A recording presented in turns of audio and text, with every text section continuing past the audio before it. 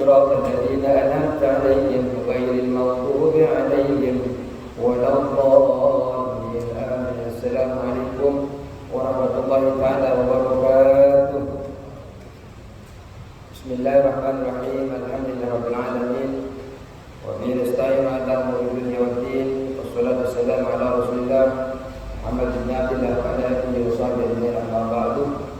Yang kami hormati segenap para bapak yang hadir pada malam hari ini, semoga Allah memberikan rezeki sehat selalu, sehat walafiat, bisa istiqomah dalam menuntut ilmu. Bismillahirrahmanirrahim. Kita kemarin sudah mempelajari bahwasanya manusia dalam menuntut ilmu itu terbagi menjadi tiga. Tujuan orang runtutan orang mencari ilmu itu, tingkatan para penuntut ilmu itu ada tiga. Yang pertama, ada seseorang yang menuntut ilmu untuk menjadikan sebagai bekal menuju akhirat, dan tidak ada maksud kecuali mencari jalan ridhanya Allah dan menuju ke akhirat. Maka orang yang seperti ini insya Allah termasuk orang yang beruntung. Jadi kalau niat kita dulu di majelis ilmu, niatnya karena Allah, kemudian ingin mencari bekal sebanyak-banyaknya untuk akhirat, agar kenal dengan Allah lebih dekat lagi. Kita tahu bahwasanya kita hidup di dunia tidak akan lama, sehingga karena tidak lama kita menuntut ilmu agar lebih mengenal kepada Sang Kuasa dan memperbanyak bekal-bekal amal untuk dijadikan oleh-oleh nanti penyelamat kita ketika kehausan, ketika kelaparan, ketika kedinginan dan sebagainya, ada pahala yang mengiringi kita. Orang yang niatnya seperti ini, maka termasuk orang-orang yang beruntung. Termasuk orang yang beruntung. Kalau sudah mencari ilmu, kemudian dia mengamalkan ilmunya, maka dia disebut dengan orang yang alim. Orang yang alim, apalagi bisa mengajarkan kepada orang lain, bisa disebut dengan ulama. Makanya kemudian kemarin kita sudah membahas yang di tanda-tanda ulama akhirat itu ada tiga menurut Syekh Nawawi Al-Banten. Apa saja? Yang pertama adalah tidak mencari dunia dengan ilmunya. Ketika dia menuntut ilmu bukan karena ingin memperbanyak harta, tapi murni untuk bekal akhiratnya.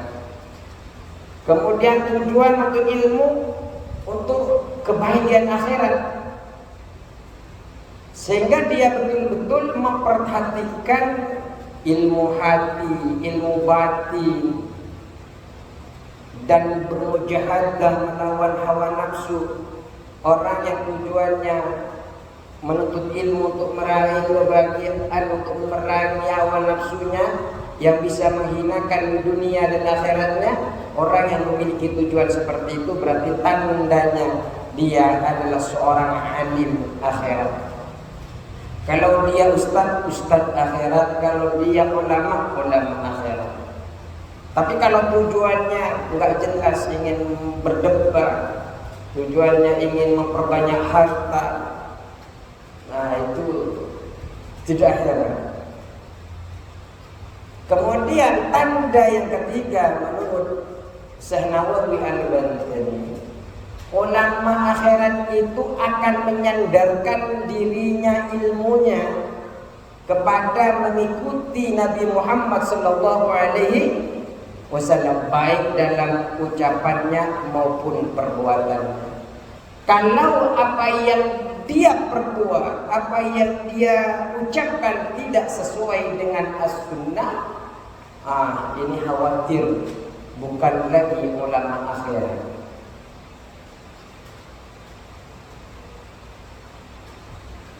Dan ada lagi tanda bahwa seseorang itu bukan mencari ilmu karena dunia, ada tandanya. Kita tidak perlu menilai orang lain, cukup nilai diri kita. Apakah kita sudah masuk pada tanda ini? Kalau sudah masuk pada tanda ini, mencari ke sana ilmu, mencari ke sini sampai muter-muter ada kumpulan majelis ilmu. Kalau ada tanda-tanda ini berarti dia tidak termasuk orang yang cinta dunia, yang mencarinya karena mencari ilmunya karena dunia. Berarti dia akan akhirat. Apa saja tanda bahwa seseorang itu betul-betul mencari akhirat, bukan mencari dunia? Ilmunya itu, dia mencari ilmu bukan karena dunia. Ada beberapa tandanya. Yang pertama, ayyakuna awwala amilin bil amri wa mujtaniban lin nahi. Ia menjadi orang pertama yang mengamalkan perintah dan menjauhi larangan. Jadi ketika mendapatkan pengetahuan apa yang dilarang Allah, langsung dia jauhi. Apa yang diperintah Allah, dia langsung kerjakan. Kalau sudah seperti itu, ilmunya bisa menyebabkan kita semangat untuk menjalani perintah Allah, untuk menjauhi larangan Allah. Poin pertama sudah menunjukkan bahwa kita mencari ilmu bukan karena dunia.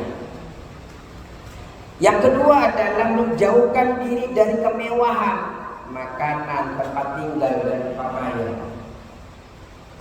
Yang kita cari kenyamanan, bukan kemewahan. Artinya kita dalam Islam zuhud itu, Pak, bukan berarti tidak makan, bukan berarti tidak bertempat tinggal. Silahkan bertempat tinggal, silahkan makan.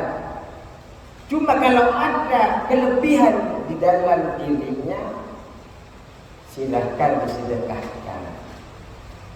Bukan sudah tercukupi dirinya malah ngambil lagi. Itu tidak syukur. Sudah cukup satu piring, nambah satu piring lagi sampai contoh dirinya. Jadi apa yang kita beli itu yang kita butuhkan saja. Apakah ada dalam Islam ulama kaya? Ada. Asyadili, al-Imam Asyadili kaya.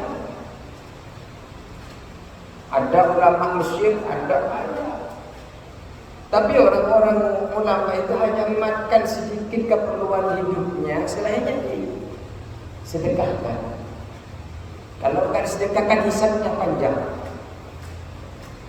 Itu yang kedua. Jadi bukan kemewahan yang kita cari, menjauhkan diri kemewahan, makan, tempat tinggal. Ya kalau memang kita butuh kamar banyak, rumah tingkat, kalau kebutuhan silakan. Kemudian bersikap mengasingkan diri, tidak bergaul bebas dengan pengusaha.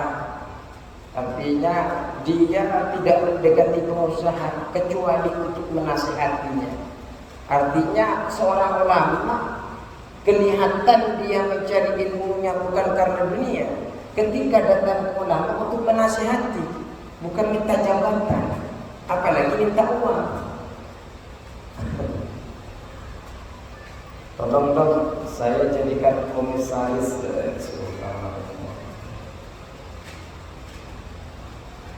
Kata Senawawi. Cuma kadang begini, hukum itu tergantung konteks ilat yang ada. Contoh, seandainya ulama itu tidak minta itu, kemudian itu diambil oleh orang yang tidak bertanggung jawab, diambil oleh kemudian dikhawatirkan ketika itu diambil bisa menyengsarakan lain, itu diambil.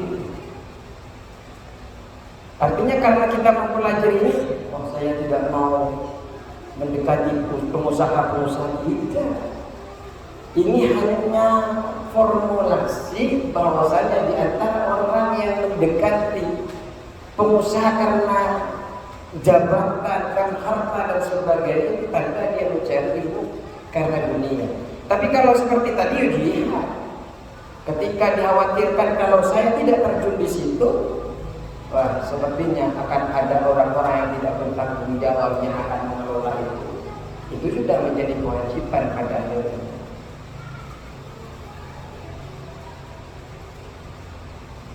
Atau juga mengembalikan hak yang dizalimi kepada pemiliknya, atau menjadikan perantara dalam perkara yang diridhai Allah Subhanahu wa taala. Ketika datang ke pengusaha untuk memberikan nasihat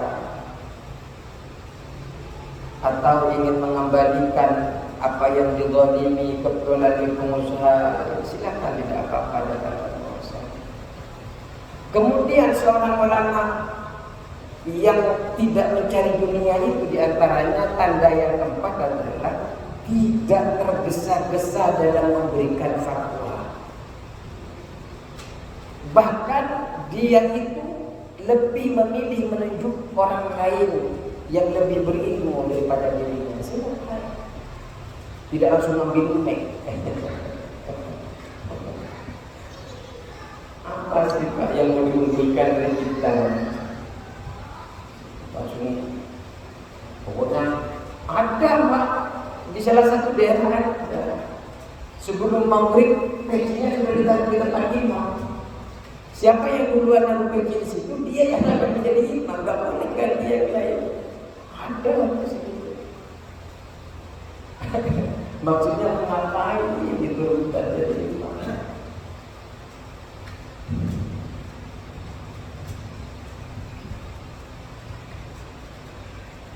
Baik. Jadi yang pertama, laki atau sosok orang mencari ilmu karena Allah, karena bukan akhirat, dia berpotensi insya Allah akan menjadi orang yang beruntung. Kemudian yang nomor dua, kita baca, warajulun talabahu liyasta'ina bihi, warajulun, dan laki-laki talabahu yang mencari ilmu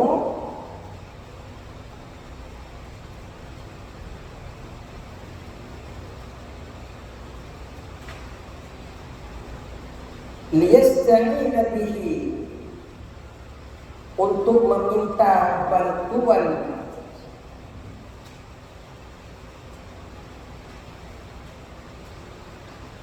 bihi dengan ilmu,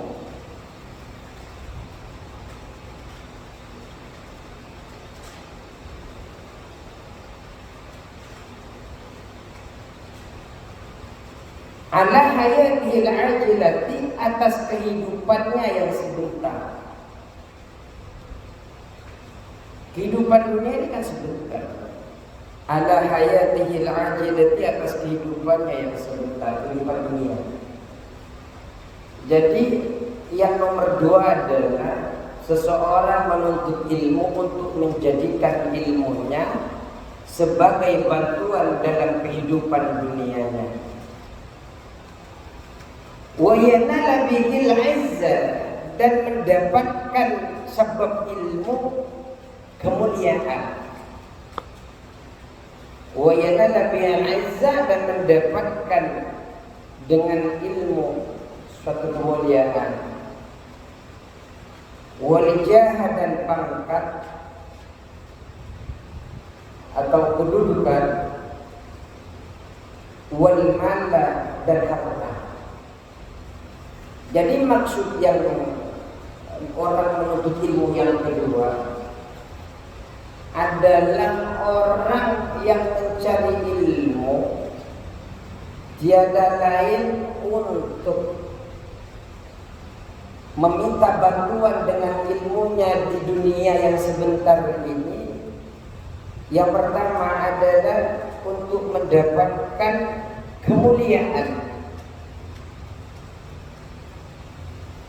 untuk mendapatkan kekuasaan, untuk mendapatkan kehormatan, untuk mendapatkan kedudukan, untuk mendapatkan harta. Ini artinya dia belajar kemana-mana, wah biar saya bisa kerja di sana, biar bukan untuk bagaimana ketika saya kerja yang dipikirkan adalah akhirat, tabungan, investasi.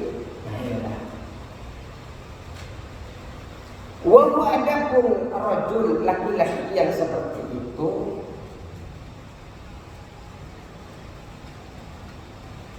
wa wa'adakun rajul, laki-laki tadi alimun, yaitu yang mengetahui, alimun yang mengetahui fi dzalika, dalam keinginannya,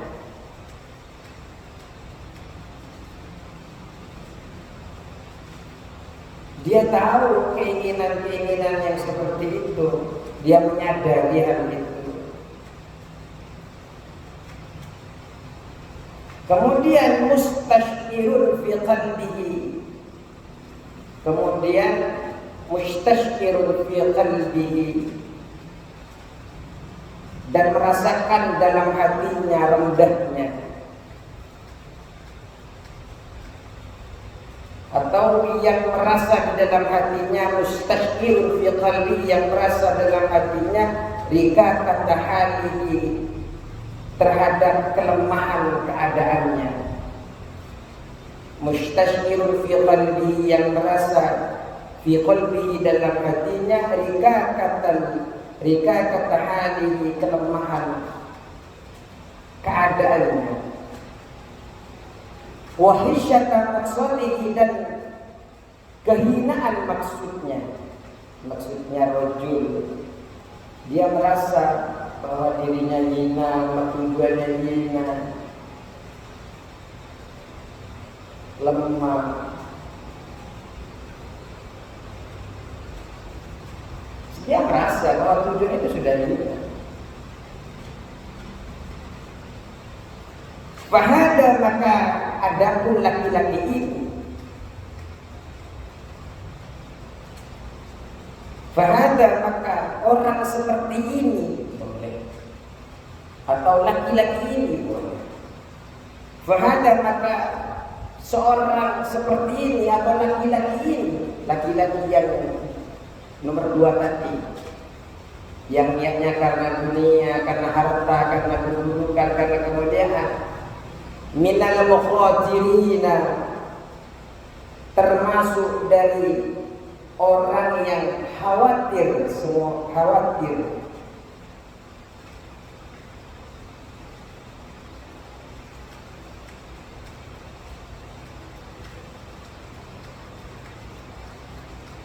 yang mengkhawatirkan.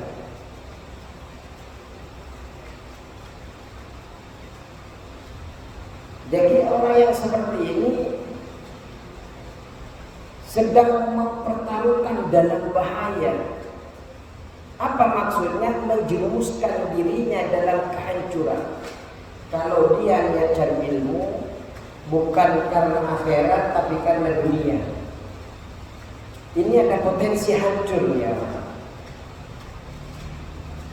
Fa in ajalahu, maka jika datang ajalnya, fa in ajalahu, maka jika datang ajaluhu, ajalnya laki-laki tadi, fa in ajalahu, maka jika datang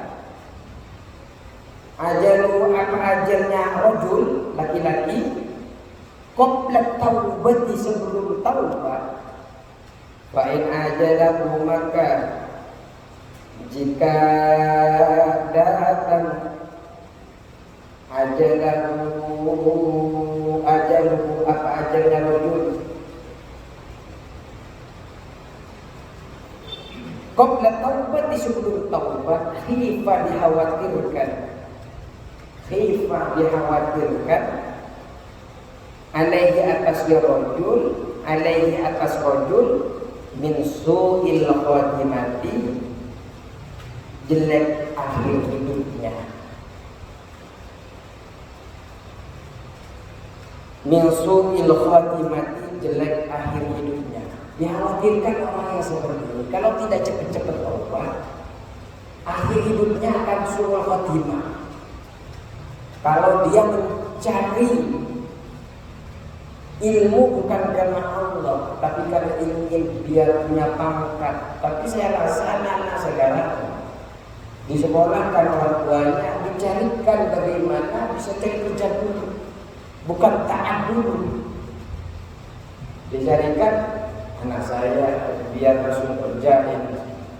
Seharusnya kan kerja agar taat kepada Allah Subhanahu. Karena ketika dia dijauhkan dari agama, pada akhirnya setelah anaknya sudah bisa cari uang, nongso, anaknya sudah tidak ingat sama orang tuanya. Anaknya kan sibukan kerjanya sampai enggak sempat nelpon sama orang tua. Jujur saya melihat di handphone saya, kalau 2 hari tak nelpon orang tua, saya langsung telepon. Sampai orang tua nanya, ada apa lagi? Yang menelpon saja.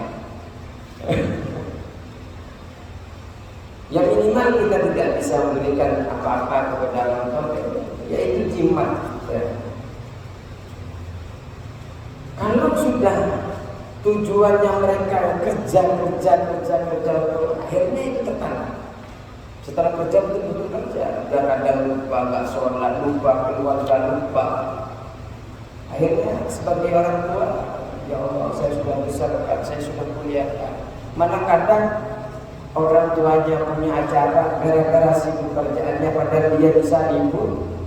Maaf kalau saya nggak bisa libur. Tidak ada. Maaf saya nggak bisa libur. Sampai kadang orang tuanya sudah wafat nggak datang. Maka begini.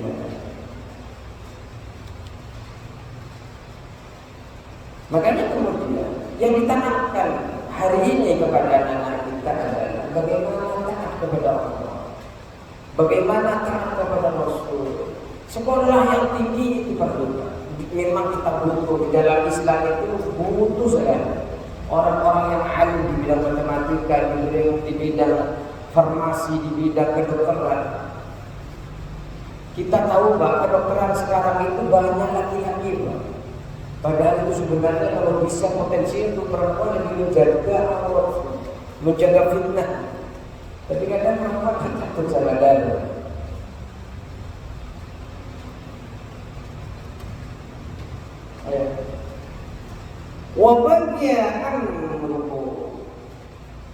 Wabagia dan tetap amruhu urusan rajul.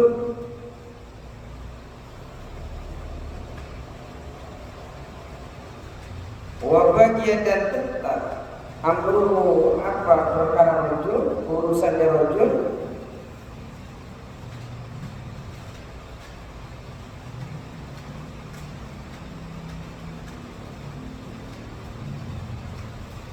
Fi khatari masyiatihi, fi khatari masyiatihi, tetap berada dalam bahaya kehendak Allah, atau fi khatari masyiatihi, dalam pertimbangan kehendak Allah. Bisa fi khatari masyiatihi, dalam pertimbangan kehendak Allah. Bahaya tidaknya itu masih ada dalam berkuasanya Allah. Maksudnya apa? Wa in fiqa li taubati, wa in fiqa jika diberi taufik, wa in fiqa jika diberi taufik li taubati, untuk bertaubat, ditaubati, untuk taubat,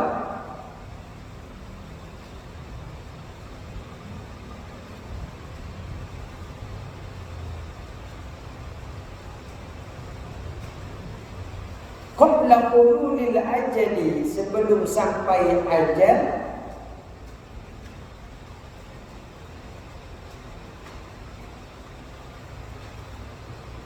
qabla hululil ajali, sebelum sampainya ajal,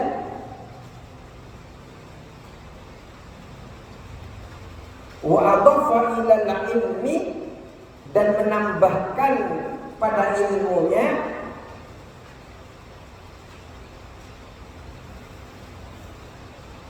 wa adhafa ilal ilmi, dan ilmunya atau menggabungkan pada ilmunya. Bisa al-ghafa dimaknai menggabungkan, monggo dimaknai menambahkan, monggo. Al-amalah pada perbuatan, pada amal.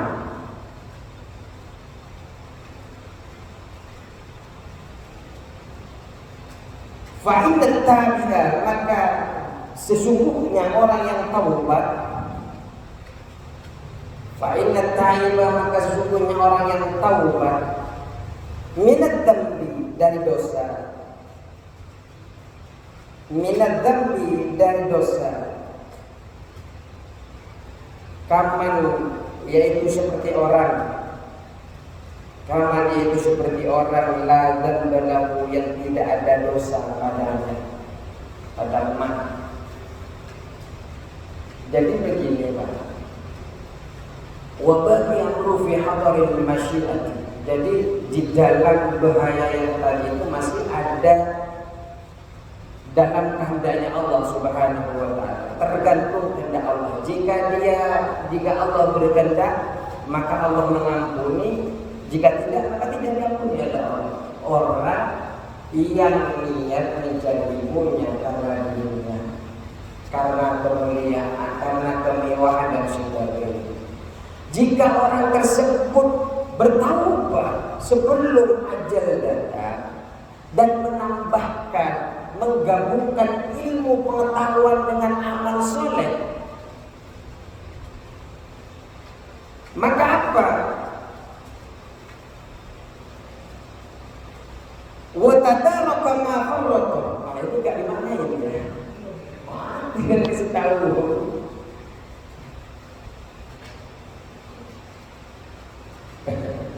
Wa tadaraka, dan memperbaiki. Siapa rajul memperbaiki. Wa tadaraka ma, dan memperbaiki sesuatu farrata yang telah lalai. Fihi, di dalamnya.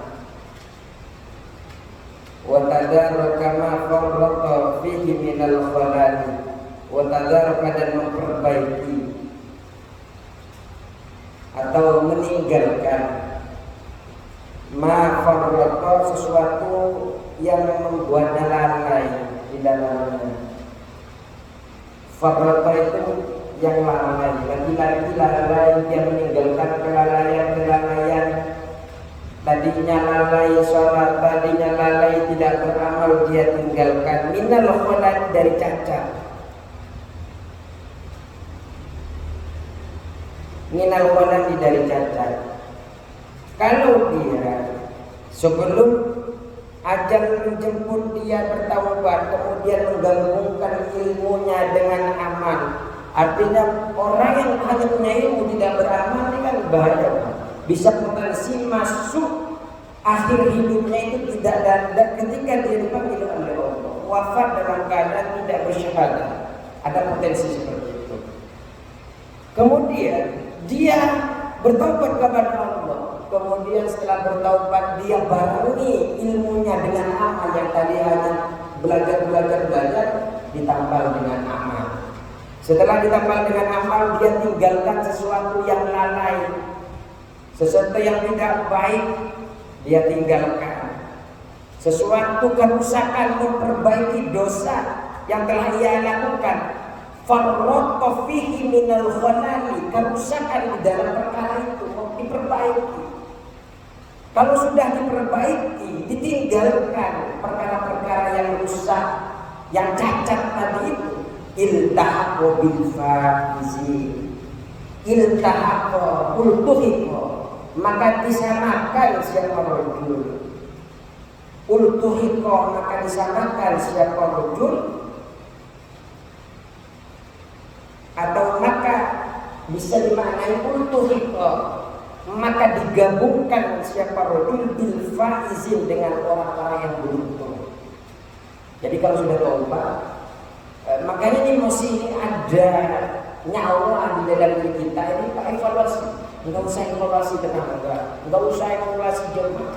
Kita evaluasi. Apakah kita dalam mencari ilmu termasuk orang yang pertama atau yang kedua? Kalau yang kedua, saya mencari ilmu kemana-mana, belajar hadis, belajar Al-Quran, belajar fikih, belajar ini karena dunia. Belajar matematika, belajar bahasa Inggris karena dunia. Ilmu kan semuanya dari Allah, Pak. Mau bahasa Inggris, bahasa Indonesia, bahasa apa semua dari Allah. Pertukaran anak istri semua dari Allah. Tapi kalau niatnya bukan karena berkaitan dari Allah saja ilmu, boleh tidak apa-apa niat kerja, tapi niatkan agar saya bisa manfaat untuk umat. Ketika saya punya penghasilan lebih, ya Allah, saya bisa sedekah. Seperti itu. Kalau seperti itu, ulul faizin, maka disamakan, digabungkan laki-laki ini bil faizin dengan orang yang beruntung. Kenapa dia digabungkan dengan orang-orang yang beruntung? Fa'inna ta'iba, maka sesungguhnya orang yang taubat. Fa'inna ta'iba, maka sesungguhnya orang yang taubat. Minad dambi, dari dosa. Minad dambi, dari dosa. Kaman seperti orang la dzambalahu, yang tidak ada dosa baginya. La dzambalahu, yang tidak ada dosa baginya. Orang yang sudah bertaubat kepada Allah. Tapi ada syarat-syarat taubat. Taubatnya harus taubatan nasuha, yang berjanji kepada Allah tak mengulangi kesalahan itu, menyesal. Setelah menyesal, menjauhi perbuatan-perbuatan fasik lainnya, diganti dengan perbuatan yang baik. Perbuatan buruk ditinggalkan, diganti dengan perbuatan baik. Tabah itu, Pak, adalah semakin dekat. Ketika hari ini kita taubat, zikir.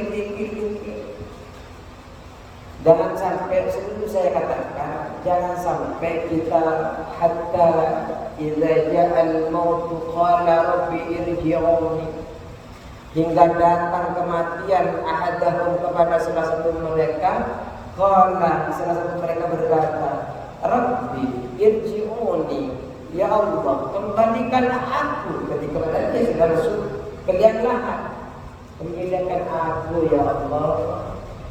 Untuk apa dikembalikan?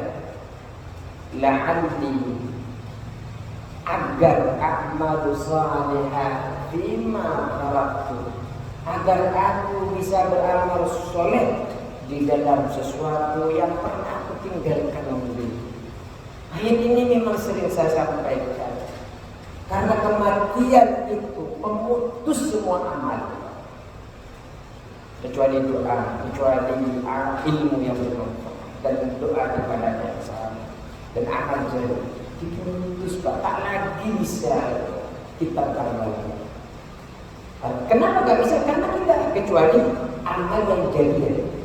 Tapi kalau sudah tidak jariah, udah nggak berjalan lagi sumur seumpamanya, lagi dipakai akan alir terus. Tapi kalau sumurnya sudah nggak dipakai lagi, nggak punya bensin sendiri, jariah itu kan dipakai. Tapi ketika sudah masuk ke akhirat, kita sudah tidak bisa ngapa-ngapain.